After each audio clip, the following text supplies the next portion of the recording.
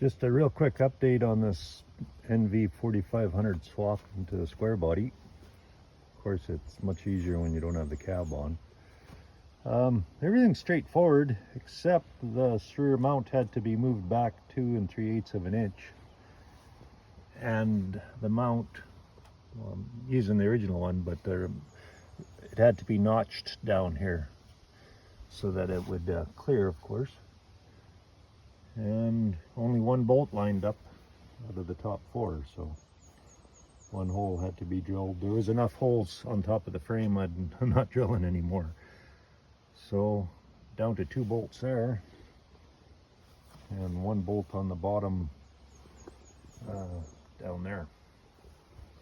Otherwise, looks pretty good. I have to shorten the drive shaft.